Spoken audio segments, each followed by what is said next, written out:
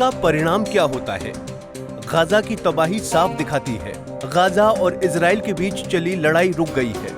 करीब 2 साल चले इस युद्ध ने दोनों देशों की अर्थव्यवस्था को नुकसान पहुंचा है, लेकिन इस युद्ध में गाजा पूरी तरह तबाह हो गया है।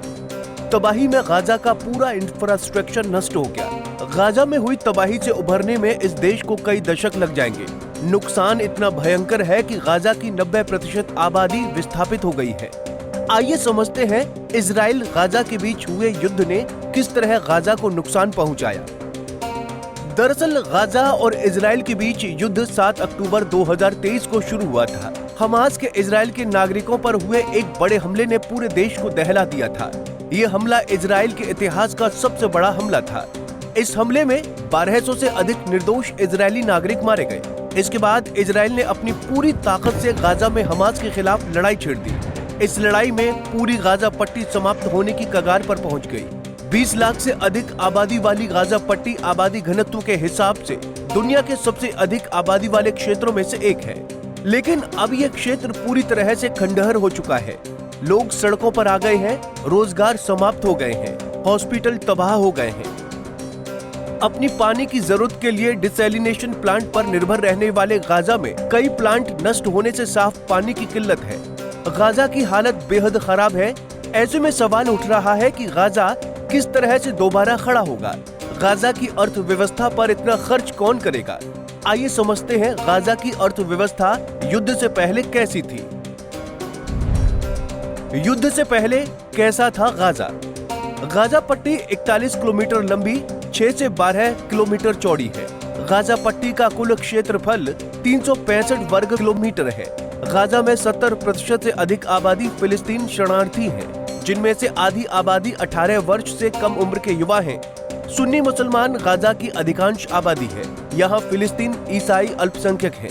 इस समय गाजा की बेरोजगारी दर दुनिया में सबसे अधिक है। कल बेरोजगारी दर 46% और युवा बेरोजगारी दर 70% है। इसके बावजूद क्षेत्र की 97% साक्षरता है। इसमें युवा साक्षरता 88% है।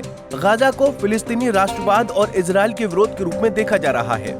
संयुक्त राष्ट्र व्यापार और विकास सम्मेलन रिपोर्ट के अनुसार जीडीपी के अनुमानों से पता चलता है कि युद्ध की पहली तिमाही में औसतन 670 मिलियन अमेरिकी डॉलर प्रति तिमाही के बराबर मूल्य वर्धित उत्पादन किया गया।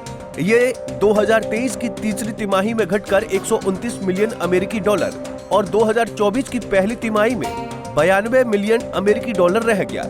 2023 की चौथी तिमाही में निर्माण में 96% की गिरावट, कृषि में 93% की गिरावट, सर्विस सेक्टर में 77% की गिरावट और औद्योगिक क्षेत्र में 92% की गिरावट आई है।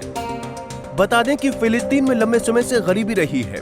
2022 तक गाजा के 80% लोग किसी न किसी स्तर पर अंतर्राष्ट्रीय सहायता पर निर्भर थे। इसमें मिलने वाली सहायता आधे से अधिक परिवारों के लिए आय का प्राथमिक स्रोत थी। इस समय गाजा का ज्यादातर क्षेत्र युद्ध की वजह से तबाह हो गया है।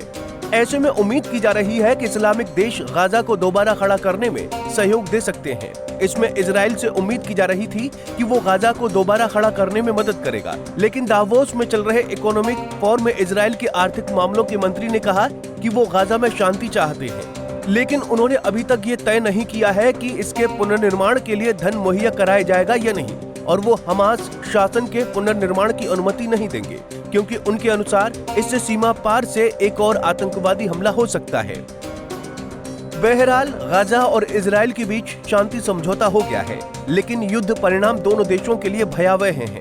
इस युद्ध में एक ओर जहां इजराइल की अर्थव्यवस्था प्रभावित हुई है, तो दूसरी ओर गाजा पूरी तरह से तबाह हो गया है। आने वाले दिनों में दोनों देश इस युद्ध के प्रभाव से कैसे बाहर निकलते हैं, इस पर लेटेस्ट अपडेट के लिए देखते रहिए पंजाब केसरी टीवी। हमसे जुड़े रहने के लिए हमारे YouTube चैनल को सब्सक्राइब करें और नई वीडियो की नोटिफिकेशन के लिए बेल आइकॉन को दबाएं।